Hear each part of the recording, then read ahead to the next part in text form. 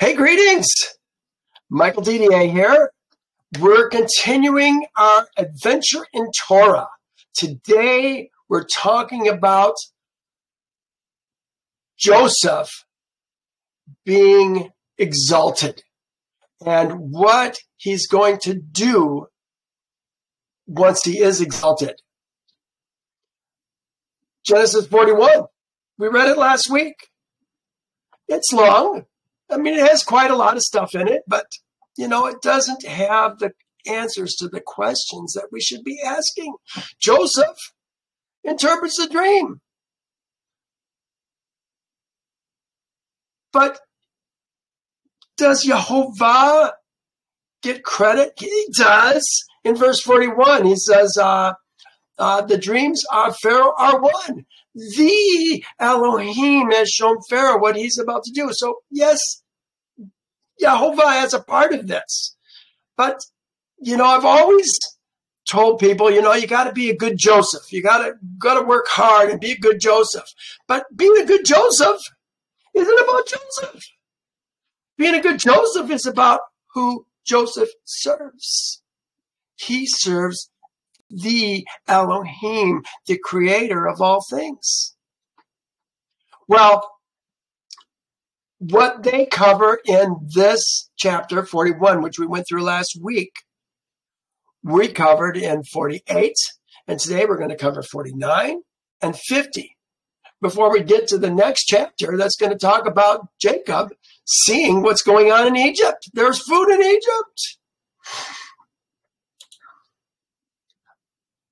Last time we left off,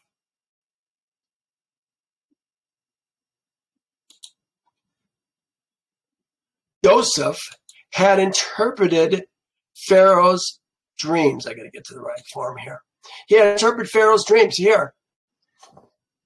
And then, and Yasher and Torah says nothing about this, which, this is common sense.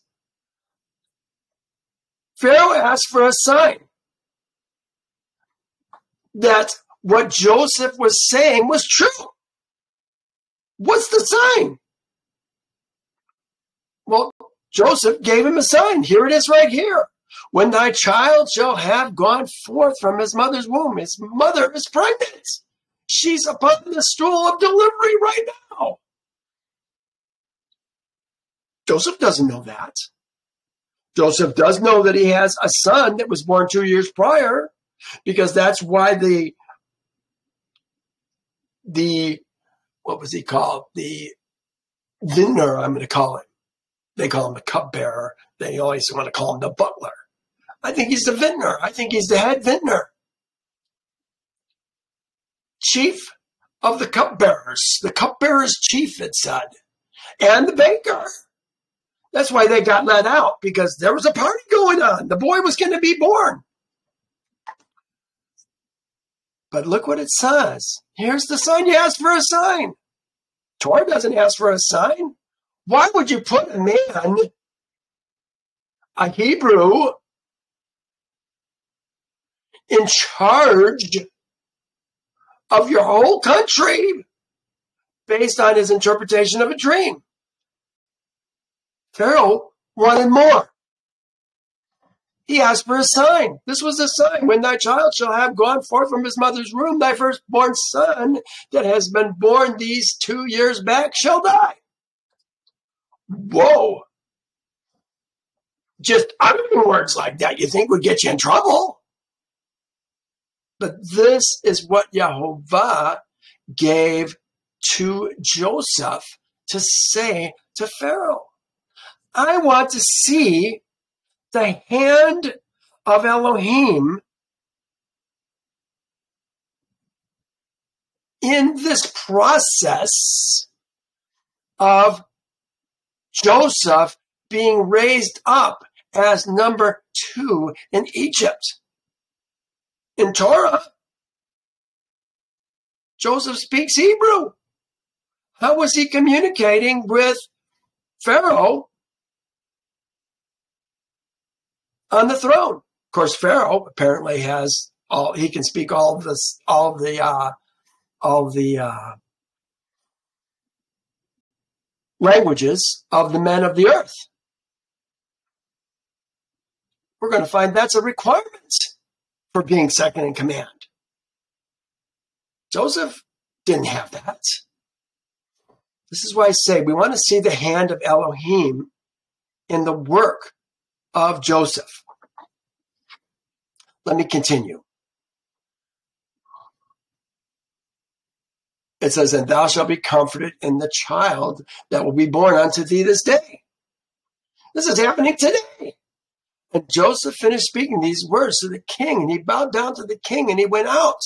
And when Joseph had gone out from the king's presence, those signs which Joseph had spoken to the king came to pass on that day. On that day, that very day. And the queen bare a son on that day. And the king heard the glad tidings about his son. And he rejoiced. And when the reporter had gone forth from the king's presence, the king's servants found his firstborn son of the king fallen dead upon the ground. And there was a great lamentation and noise in the king's house. Oh, I guess this is what we covered last week. Great lamentation and noise in the king's house, and the king heard it. And he said, what is this noise and lamentation that I have heard in the house? And they told the king that his firstborn son had died. And the king knew that all Joseph's words that he had spoken were correct. See, give me a sign. I need a sign. Well, this was a terrible sign for the king. He lost a son. But he gained his country. And the king was consoled for his son by the child that was born to him on that day, as Joseph had spoken. After these things, the king sent and assembled all the officers, servants, and all the princes and nobles belonging to the king, and they all came before the king. Listen to what he says. And the king said unto them, behold, you have seen and heard all the words of this Hebrew man. This Hebrew man. And all the signs which he declared would come to pass. And not any of his words have fallen to the ground. This is what the butcher and the baker said. None of his words fell to the ground. What is a Hebrew man? We're going to see this is used a lot. They talk about this Hebrew man many times in what we're going to talk about today. Let me pull up my e-sword. And I want to go to a study note that I have. Oh, no, I want to do it. I guess I got to do it this way. What am I looking for? I'm looking for Hebrew. So let's go to my search function. Hebrew meaning. First time that the word Hebrew is used in Torah, it's used concerning Abraham. Abram. Here it is. Then one who had escaped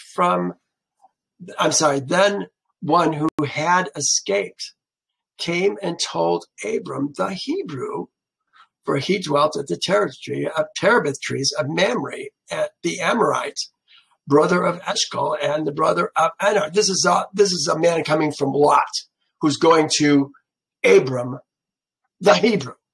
The Hebrew. Definite article, the Hebrew. We see in Torah that Yehovah is called the Hebrews, Ha-Ibre Elohim.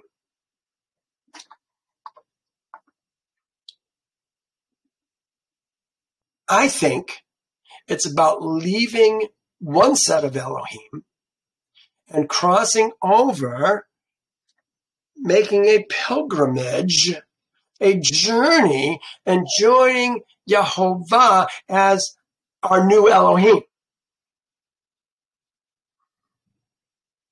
Look at, here it is in Exodus. Then they will heed your voice. This is Exodus 3:18. And you will come, you and the elders of Israel, to the king of Egypt. And you shall say to him, Yehovah Elohim of the Hebrews. Yehovah is the Hebrews' Elohim. Has met with us. But that's what I wanted you to see. Here's another one. So they said, the Elohim of the Hebrews. This is actually the Hebrews Elohim is what it actually says. There is no definite article on Elohim. The definite article is on Hebrews, just like it is right here. Ha-Ibre. There it is right there. Ha. That's the definite article. Ibre. This is Easton.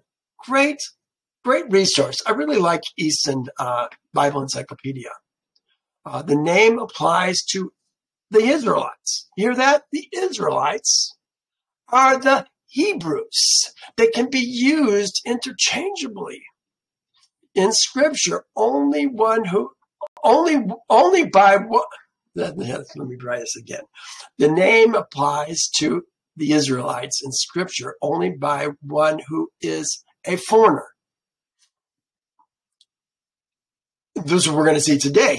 This is the Pharaoh talking about this Hebrew. Is that what he said? This Hebrew? I'll have to look at it again. She spoke to him with words like these, saying, the Hebrew servant to whom you gave. This is Zelicah, Potiphar's woman, who was so insane about getting Joseph to sleep with her, is talking about the Hebrew. So when a foreigner talks about a Hebrew, we're talking about two different jurisdictions. The Hebrews here, but again, it says only by the one who is a foreigner, or by the Israelites when they speak of themselves to foreigners. They might call themselves, we're the Hebrews. And here's an example of that. For indeed, I was stolen away from the land of the Hebrews. And also, I had done nothing here. This is when he's talking about the baker and the vintner. Here's another one. And the midwives said to Pharaoh, because the Hebrew women are more like the Egyptian women, are not like the Egyptian women, for they are lively. So when we're talking about, how can I explain it? When we're talking to about ourselves to foreigners, our foreigners are talking about us. They use this word Hebrew. We're separate. You can't be a Hebrew and be part of them. They're the foreigners. When spoken of and contrast and contrasted with other people. Let's just see what it says.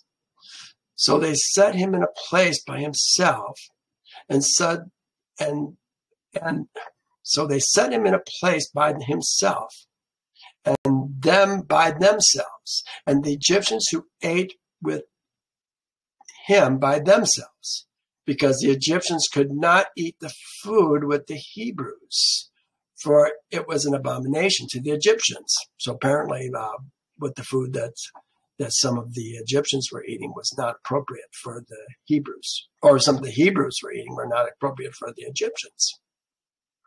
The king of Egypt spoke to the Hebrew midwives, in whom the name was Shiphrah. Hebrew midwives, again talking about other people. We have Hebrew midwives, and we have foreigner midwives. They're midwives, set apart. I really like, and I forget who did this. Let me go to this first. I think I've got it more correct here. Yeah, this is Webster. Webster's 1828 dictionary. Excuse me. Either a proper name. Put a line through that. It's not a proper name. Look at it. Boy. Here. This is what Strong says. Ebrate, or descendant of Eber. They would like us to understand that a Hebrew is a descendant of Eber. Which means what? Which means I could never be a Hebrew, doesn't it? They don't want people to understand what a Hebrew is. Strong's is not our friend. He's not our friend. We're talking about Abraham, for heaven's sake. Abraham hasn't been born yet. Yet they're saying that a Hebrew is a descendant of Eber? No. You know what? Sometimes we just have to engage our brains and not go with what other people are saying. This is why I try as best I can to base my opinions on what I see in the Word. Here, now this says, this again is Webster's, and like I said, strike a line through the proper name. It's not a proper name. I mean, it could be a proper name when we're talking about the Hebrews. The Hebrews are the Israelites, but yeah, I guess you could call it a proper name. Hebrew, it could be a proper name. Hebrews, the Hebrews. They're calling Joseph the Hebrew. But it's about passage, or a name denoting passage, a pilgrimage. I think when a man leaves the kingdom of his birth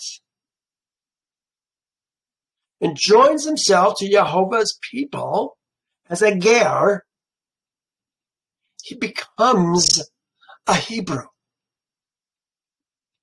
Even there, he's not an Israelite yet, but he's a Hebrew. He's come out. He's left the kingdom of one birth and he joined himself to another. When we were talking about what's going on, the state stuff that you were talking about, in a sense, we're leaving a kingdom, but you're going into something that is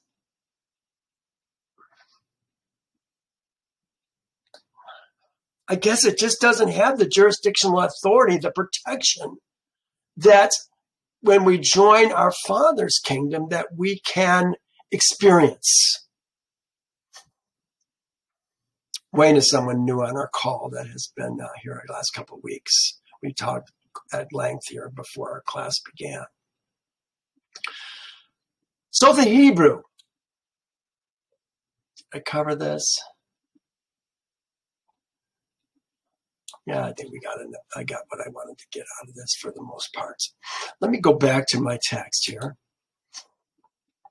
Behold, you have seen and heard all the words of this Hebrew. When they hear the word Hebrew, you know, Abraham was famous. He was known throughout the earth. He went through the fiery furnace when Nimrod tried to kill him. Killed his brother, Haran.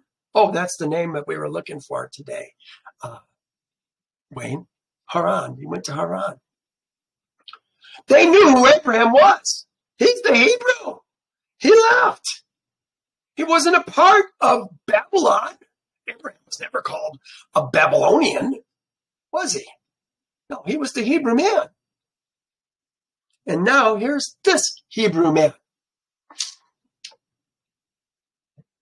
And you know that he has given a proper interpretation of the dream, and it will surely come to pass. Now therefore take counsel, and know what you will do, and how the land will be delivered from the famine. Seek now. This is the king, the Pharaoh, talking to his princes and nobles.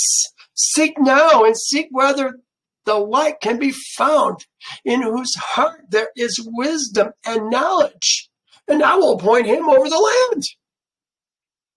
For you have heard what the Hebrew man has advised concerning this, to save the land therefore from the famine. And I know that the land will not be delivered from the famine, but with the advice of the Hebrew man. Him that advised me, he that advised me. And they all answered the king and said, the counsel of the Hebrew. Again, we're saying the Hebrew, the Hebrew, the Hebrew. The definite article is there. Has given concerning this is good. Now therefore, Adonai and King Melech, behold, the whole land is in thy hand. Do that which seems good in thy sight. Him whom thou chooses, and whom thou in thy wisdom knowest to be wise and capable in delivering the land with his wisdom, him shall the king appoint to be under him and over the land. Under him, over the land. And the king said to all the officers, I have thought that since Elohim has made known to the Hebrew man, I wonder if it says the Elohim in Yasher here. I don't have a copy of that. Even if I did, I would have a hard time finding it because it doesn't have the verses.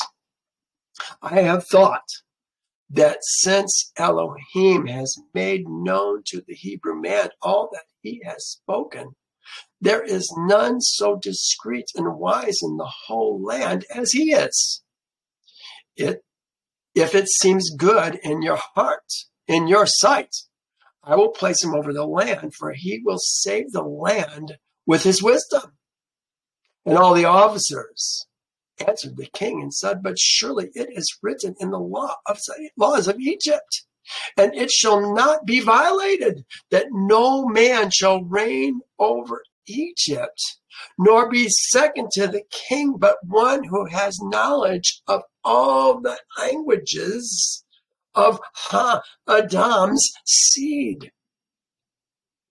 All the languages of the earth. All of Adam's seed. Now therefore, Adonai and king, behold, this Hebrew man can only speak the Hebrew language.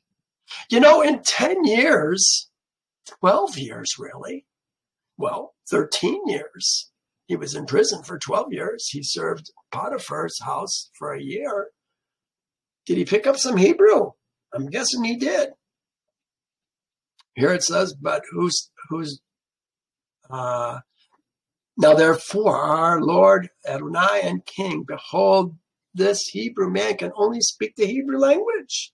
How then can he be over us, the second under government, a man who does not even know our language? Now we pray thee, send for him, and let him come before thee, and prove him in all things, and do as thou seest fit. See how many languages he knows. And the king said, it shall be done tomorrow. And the thing that you have spoken is good. And all the officers came on that day before the king. And on that night, Yehovah sent one of his ministering angels, messengers, and he came into the land of Egypt unto Joseph. And Yehovah's angel, I'm going to say angel, messenger, Yehovah's messenger, Yehovah's angel stood over Joseph. And behold, Joseph was lying in the bed, in the bed at night in his master's house, in the dungeon. For his master had put him back into the dungeon on account of his woman, Zilkah. Again, I really wonder is it Potiphar? I've got to just check that. It's chapter 40. Oh, chapter 41, I think. Nope. Must be the one before that. Butcher Baker. Nope. Here it is here. Potiphar. It is Potiphar. I wonder if Potiphar is the captain of the guard in the prison. Because we're talking about his master's house in the dungeon, for his master had put him back into the dungeon on account of his woman. I think that's Potiphar that we're talking about. We've seen bits and pieces that have led that direction. And the angel roused him from his sleep, and Joseph rose up and stood on his legs. And behold, Yehovah's messenger angel was standing opposite him. And Yehovah's angel spoke to Joseph, and he taught him all the languages of man in that night. And he called his name Yehoseph. Joseph got downloaded with 70 languages and got a name change to Yehoseph. It says, then Yehovah's angel went out from him, and Joseph returned and lay upon his bed. And Joseph was astonished at the vision which he saw. And it came to pass in the morning that the king sent for all the officers and the servants, and they came and sat before the king. And the king ordered Joseph to be brought. And the king's servants went and brought Joseph before Pharaoh. And the king came forth and ascended the steps of the throne. Remember, he had 70 steps. And Joseph spoke unto the king in all languages. And Joseph went up to him and spoke unto the king until he arrived before the king in the 70th step. And he sat before the king. And the king greatly rejoiced on account of Joseph. And all the king's officers greatly with the king rejoiced greatly with the king when they heard the words of Joseph. And the thing seemed good in the sight of the king and to the officers to appoint Joseph to be the second to the king over the whole land of Egypt. And the king spoke to Joseph, saying, here we're seeing the work of Elohim in the life of a man who serves him. Yeah, he was working in Potiphar's house. He was working in the prison, but he served Yehovah. When Zilkah came to him in the prison, he said, I'm going to serve Yehovah. You can take up my eyes. You can put me in chains, but I'm going to serve Yehovah. It's really not about Joseph. It is, but it isn't. It's about Yehovah. Yehovah is the one who is providing these things. And I feel, dare I say, gypped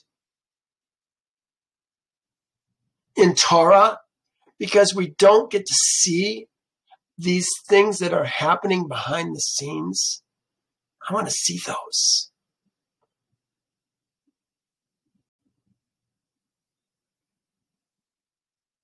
And the king spoke to Joseph, saying, Now thou didst give me counsel to appoint a wise man over the land of Egypt, in order with his wisdom to save the land from the famine. Now, therefore, since Elohim has made all this known to thee, and all the words which thou hast spoken, there is not throughout the land a discreet and wise man like unto thee. Thy name shall no more be called Joseph, but Zephanath, Paneka, Zephanath Paneka shall be thy name. I don't know what it means. Thou shalt be second to me, and according to thy word shall be all the affairs of my government. And at thy word shall my people go out and come in. Also, from under thy hand shall my servants and officers receive their salary, which is given to them monthly. And to thee shall all the people of the land bow down. Only in my throne will I be greater than thou. You know, we're seeing the blessing that Pharaoh is putting on Joseph right now. Oh, we're just starting it. Any wonder why Joseph was able to bring his family into the land of Egypt to live for 210 years, not 430 years like so many think. 210 years is how long the Israelites were in Egypt proper. Oh, that's another story altogether that few people understand. And it says, and the king took off his ring from his hand and put it upon the hand of Joseph. And the king dressed Joseph in a princely garment. And he put a golden crown on his head. And he put a golden chain upon his neck. And the king commanded his servants, and they made him ride in the second chariot belonging to the king, which went opposite to the king's chariot. And he caused him to ride upon a great and strong horse from the king's horses, and be conducted throughout the streets of the land of Egypt. We've got a new lawmaker, a new leader in the land. He's got to be introduced to all the people of the land so that they don't get in trouble by not obeying him. So they're going to do something to make sure that everybody understands who's in charge. This is what this is all about.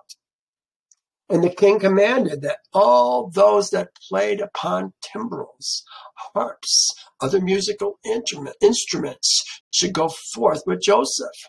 1,000 timbrels, 1,000 mekalot, 1,000 nevalim went after him. I don't know what a mekal or nebal is.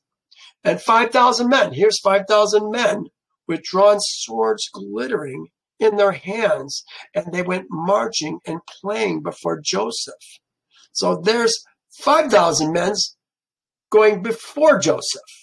And then it says, and 20,000 men, 20,000 of the great men of the king, girt with girdles of skin covered with gold, marched on his right hand of Joseph, and 20,000 at his left. And all the women and damsels went upon the roofs and stood in the streets, playing and rejoicing at Joseph, and gazed at the appearance of Joseph and his beauty. Yeah, he still got it, it sounds like. That's what Zelica was so interested in.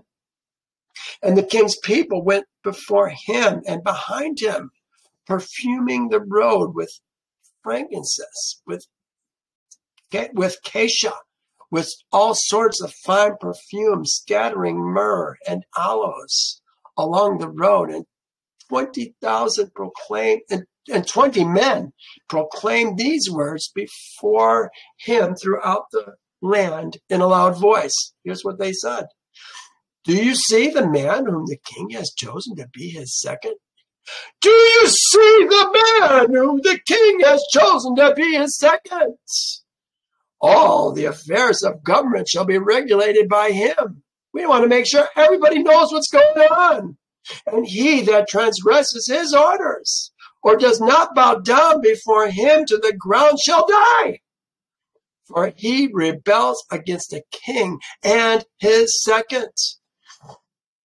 And the heralds went, and when the heralds had ceased proclaiming, all the people of Egypt bowed down to the ground before Joseph and said, May the king live, and also his second live. And all the inhabitants of Egypt bowed down along the road. And when the heralds approached them, they bowed down, and they rejoiced with all sorts of timbrel, makal, neval before Joseph. And Joseph upon his horse lifted up his eyes. This is Joseph on his horse in front of all these people, lifted up his eyes to heaven and called out and said, He raises the poor from the dust. He lifts up the needy from the dunghill. Oh, Yehovah of hosts, happy is the man who trusts in thee. This is what makes Joseph great. He trusts only in Yehovah. Doesn't care what others think about him. Remember, he's told the king, you want a sign? Your firstborn's going to die when your secondborn is born. That's pretty bold. But that's what he got from Yehovah, and he's going to proclaim it. Not going to worry about what other people think.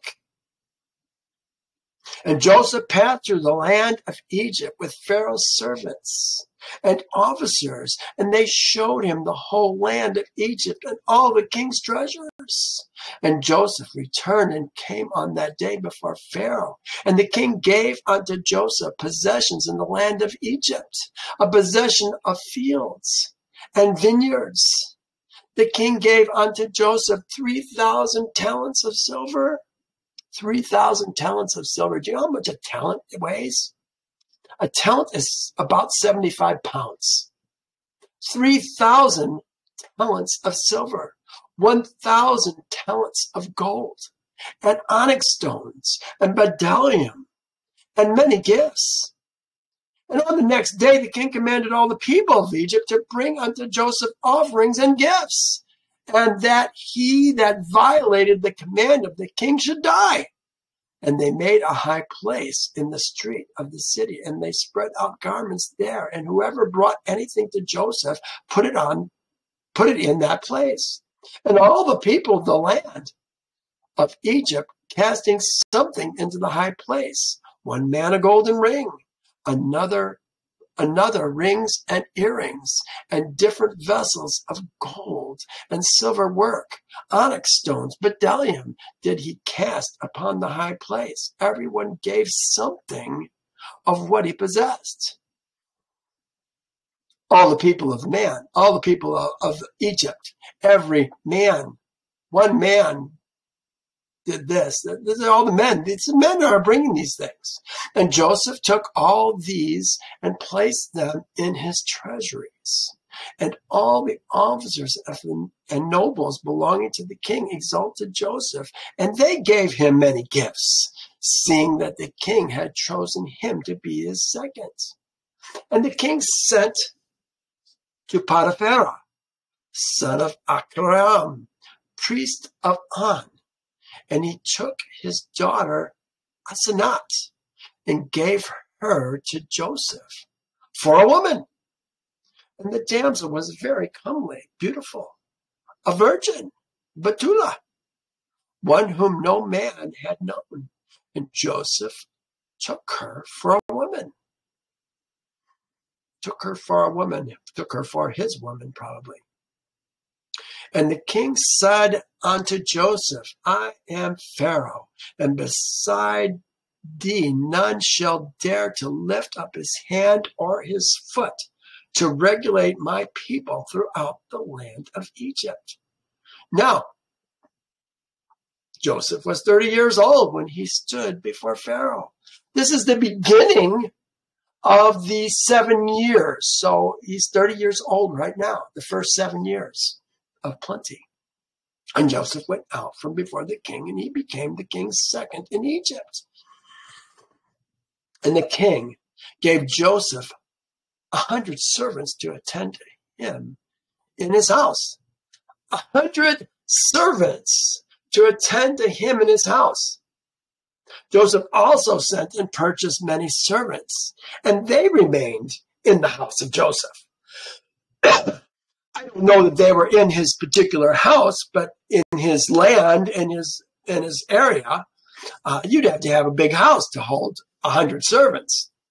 Joseph then built himself a magnificent house, like unto the houses of kings, before the court of the king's palace. And he made in the house a large temple, very elegant in appearance and convenient for his residence. 3 years was Joseph in erecting his house. That means at 33, the house was completed. And Joseph made unto himself a very elegant throne of abundance of gold and silver, and he covered it with onyx stones and bdellium. And he made upon it the likeness of the whole land of Egypt, and the likeness of the river of Egypt that watered the whole land. Is it like a map that he put on the throne? The whole land of Egypt. And Joseph sat securely upon his throne in his house, and Yehovah increased Joseph's wisdom. Do you hear this? This is about Yehovah increasing Joseph's wisdom. Do you want to be great in Yehovah's kingdom? Make yourself solely holy, Yehovah's man. And all the inhabitants of Egypt and Pharaoh's servants and his princes loved Joseph exceedingly, for this thing was from Yehovah to Joseph. And Joseph had an army that made war, going out in hosts and troops to the number of 40,600 men. Oh, that's interesting, because we had 20,000 men at his left side, 20,000 men at his right side, and 500 men at his that went out before him when he was being heralded throughout the city. That sounds like all these men plus 100, capable of bearing arms to assist the king and Joseph against the enemies, besides the king's officers and his servants and the inhabitants of Egypt without number. So we've got not only these capable men, 40,600, but also the king's officers, the king's servants, and all the inhabitants of Egypt. We got a big group of people. And Joseph gave unto his mighty men and to all his host shields and javelins and caps and coats of mail and stones for slinging. Well, this is interesting how this chapter starts. I'm not sure what the, hold on for just a second.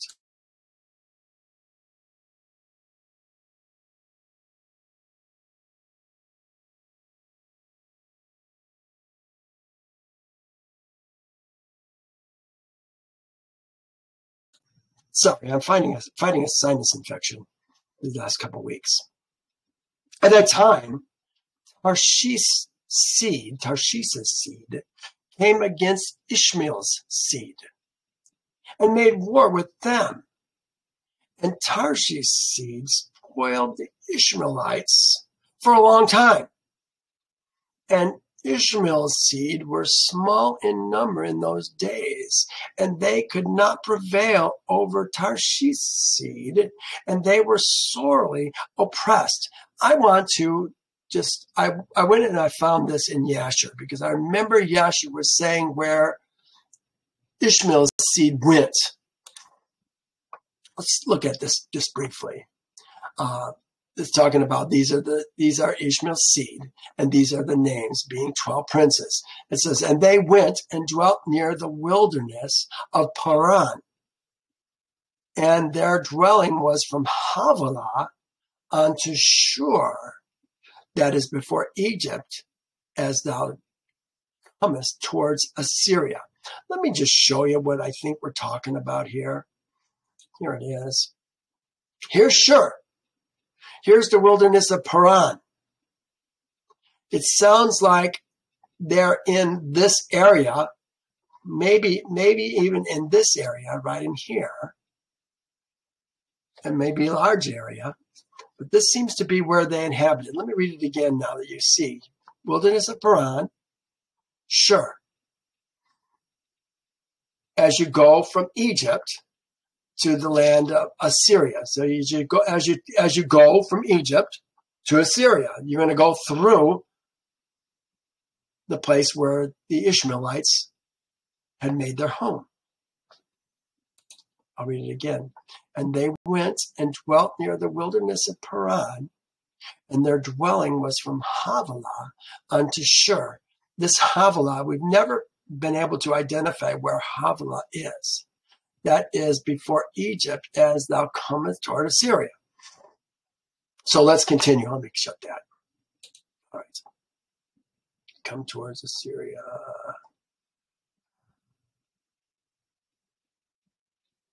And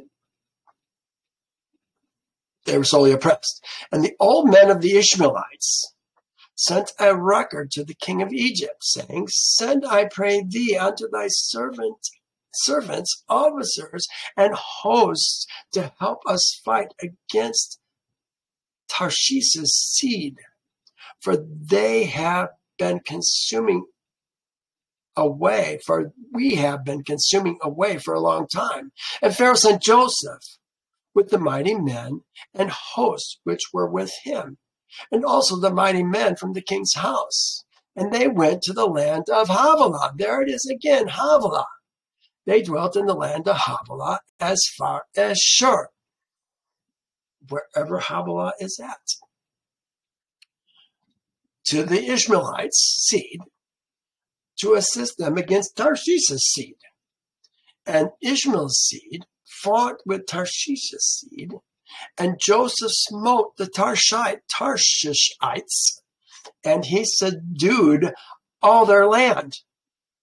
And Ishmael's seed dwelt therein unto this day. It sounds like they took their land. And when the land of Tarshish was subdued, and all the Tarshishites ran away and came to the border of their brethren, Yavin's seed. You know, where is Tarshish and where is Yavin? Is this the Sinai Peninsula? Could this be below Egypt? Here. Just a couple places maybe they could be. Here. Or possibly, here's Egypt, went along the Nile River, but along this edge could have been where the Tarshites and the Javanites, Yavin's seed, dwelt, perhaps. Maybe they went further down. I don't know. There's not a whole lot of other places for them to hide.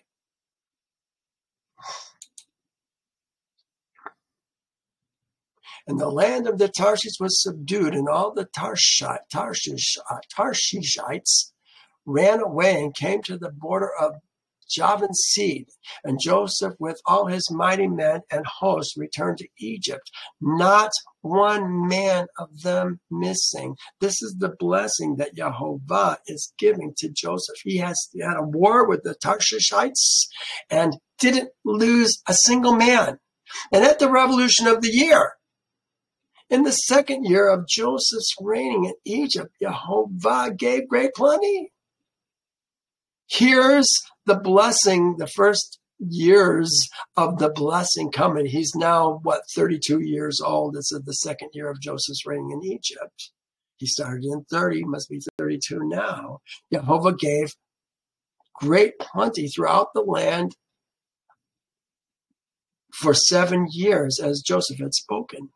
For Yehovah blessed all the produce of the earth in those days for 7 years, and they ate and were greatly satisfied. And Joseph at that time had officers under him, and they collected all the food for the good years of the good years and heaped corn year by year, and they placed it in the treasuries of Joseph. You want to see what the treasuries of Joseph look like? Here they are. Deep, deep containers. You can see this one here. Did you want to say something, Wayne? Yeah, the screen, share screen's not working. Oh, it's not? No, sorry. I was going to bring it up before. Stop recording. Settings. Oh. How do I turn it on?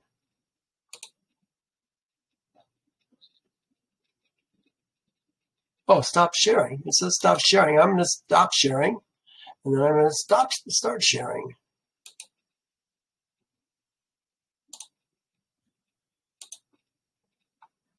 Is that better? Yes, there's a multiple of pictures there. It's a different screen. Great. Okay, good. Yeah, so look at these storage facilities. These are underground ones here. I think it's interesting. Look at this one here. How it, as the grain gets lower, you have to go further down to get to the grain and then bring it back up. He also has above ground places. Let me knock that out. And here are some above ground facilities, silos found in Egypt that Joseph had stored grain. It must have been an enormous undertaking to have enough grain. We're talking about corn, it sounds like, to last for 7 years for the whole earth. Can you imagine what volume of grain we're talking about? It would be enormous. Enormous. But there's a lot of different places where they had potential silos where they did it. And of course, well, let's just read what it says. Heap corn for year by year, and they placed it in the treasuries of Joseph. And at that time, when they gathered, I'm really glad you said something, Wayne. If ever there's a situation where you can't see it, let me know. And at that time, they gathered the food. Joseph commanded they should bring the corn in the ears. Bring the corn in the ears, and also bring with it some of the soil of the fields, that it should not spoil. So somehow Joseph, in his wisdom, probably talked to men who have done this sort of thing before and realized that there's something that you have to do to make it so the grain doesn't spoil in the ground. Bring it in the corn. Did he bring all of it in the ears of the corn? Or did he just bring the some of it with it in the ears? And Joseph did according to this year by year, and heaped up corn like the sands of the sea for abundance. For his stores were immense and could not be numbered in abundance. And all the inhabitants of Egypt gathered all sorts of food in their stores in great abundance. Hear that? All the inhabitants of Egypt gathered all sorts of food in their stores in great abundance during the 7 years, but they did not do unto it as Joseph did. Going to be a problem. And all the food which Joseph and the Egyptians had gathered during the 7 years of plenty was secured for the land in stores for the 7 years of famine, for the support of the land, for the support of the whole land. And the inhabitants of Egypt filled each man his store. The inhabitants of Egypt filled each man, not each woman, each man his store, and his concealed place with corn to be a support during the famine. And Joseph placed all the food that he had gathered in all the cities of Egypt, and he closed all the stores and placed sentinels over them. This is a change in what we're talking about, changing topics. And Joseph's woman, Asenat, the daughter of Potiphera, bare unto him 2 sons, Manasseh and Ephraim. And Joseph was 34 years old when he begat them. He became the second in command, was given Asenat as his woman when he was 30. His house was completed when he was 32. Now he's 34, and his sons are born. Perfect timing to fill the house. Were they twins? He had them when he was 34. Or did he just have them really close together so he was still 34? I wonder if they're twins. I remember when Jacob was giving the blessing to the twins, to the sons, Manasseh and Ephraim. And remember, he had to switch his hands. And I wonder if they were identical twins. Could they have been identical twins? He said, no, this is the one you want, Papa. This is the one. This is the eldest. Manasseh, remember, Manasseh was the eldest. Ephraim was the second, but Ephraim got the blessing.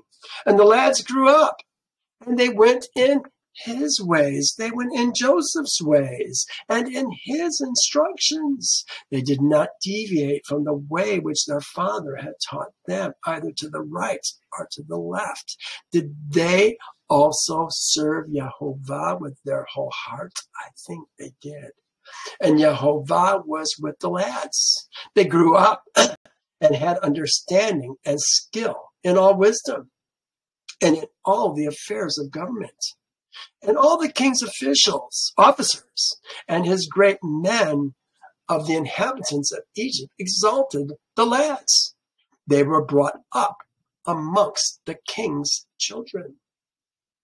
And the 7 years of plenty that were throughout the land were at an end. And the 7 years of famine came after them, as Joseph had spoken. And the famine was throughout the land. And all the people of Egypt saw that the famine had commenced in the land of Egypt. And all the people of Egypt opened their stores of corn, for the famine prevailed upon them. And they found that the food that was in their stores, and they found all the food that was in their stores full of vermin and not fit to eat. And the famine prevailed throughout the land, and all the inhabitants of Egypt came and cried before Pharaoh, for the famine was heavy upon them.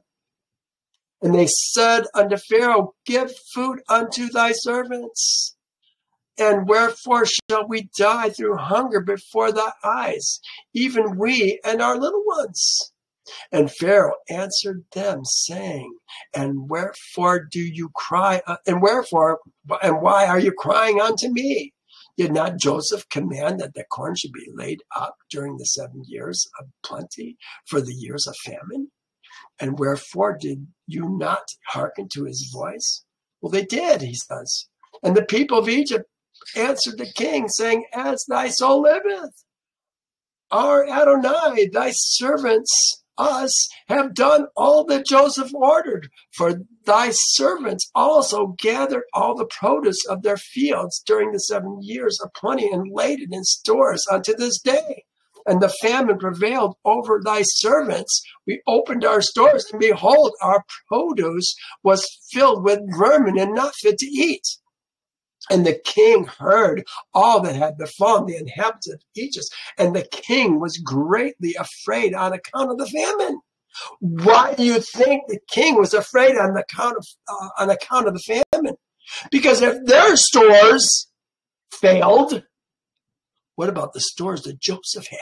Did they fail? I think he's concerned on account of the famine. And he was much terrified.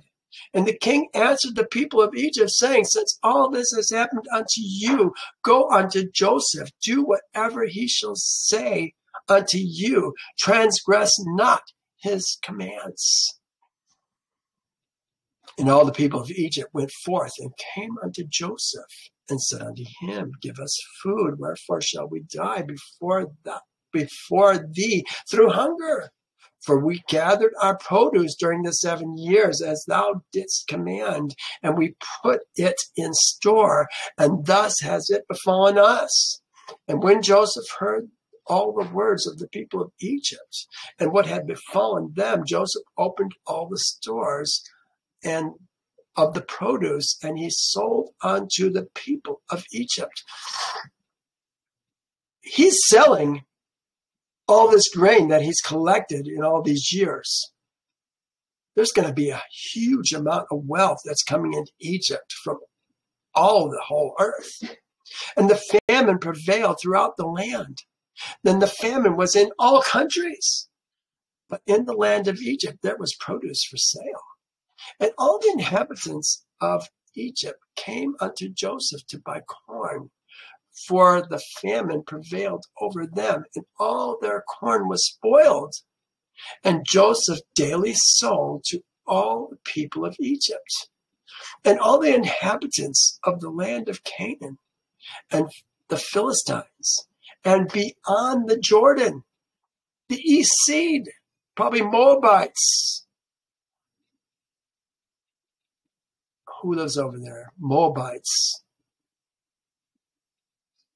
Who's the other son of Lot? Ammonites. Moabites, Ammonites. Of course, there's going to be some Amorites also over there. Cities in the land far and nigh. All the cities of the lands far and nigh heard there was corn in Egypt, and they came to Egypt to buy corn, for the famine prevailed over them. And Joseph opened the stores of corn and placed officers over them, and they daily stood and sold to all that came. And Joseph knew that his brethren, finally he's thinking about his family, also would come to Egypt to buy corn, for the famine prevailed throughout the earth. And Joseph commanded all the people that they should cause it to be proclaimed throughout the land of Egypt. And Joseph commanded all his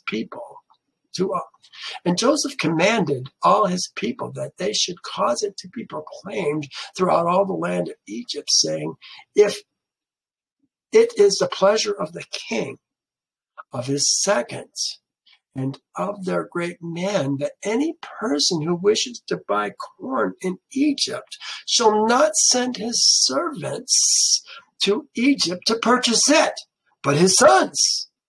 And also any Egyptian or Canaanite who shall come from any of the stores from buying corn in Egypt and go out and sell it throughout of Egypt, he shall die. So you're going to get corn and resell it? You're going to die for that. You have to eat the corn that you buy. For no one shall buy but for the support of his household. And any man, this is all designed to flush out the sons of Jacob. And Joseph placed sentinels at the gates of Egypt and commanded them, saying, any person who may come to buy corn, suffer him not to enter until his name and the name of his father and the name of his father's father. Notice, this is not about ladies. This is about men. Father's father, be written down, and whatever is written by day, send their names unto me in the evening, that I may know their names. He's watching for his brothers. And Joseph placed officers throughout the land of Egypt, and he commanded them to do all these things. And Joseph did these things and made these statutes in order that he might know when his brethren should come to Egypt to buy corn. And Joseph's people caused it daily to be proclaimed in Egypt according to these words and statutes which Joseph had commanded. And all the inhabitants of the east and west country and all the earth heard all the statutes and regulations which Joseph had enacted in Egypt. And the inhabitants of the extreme parts of the earth came, and they bought corn in Egypt day after day, and then went away. And all the officers of Egypt did as Joseph had commanded. And all that came to Egypt to buy corn, the gatekeepers would write their names and their fathers' names, and daily bring them in the evening before Joseph. Well, this is where we're going to stop today. Thank you for joining me. We're going to talk about Genesis 42. Jacob Jacob saw that there was grain in Egypt. No, he didn't say it. He heard it, that there was grain in Egypt. Well, we'll see that next time. You guys, thank you for joining me. Really appreciate it. We went about 1 hour and 6 minutes. That's pretty typical. Yehovah bless you. See you next time. Bye now.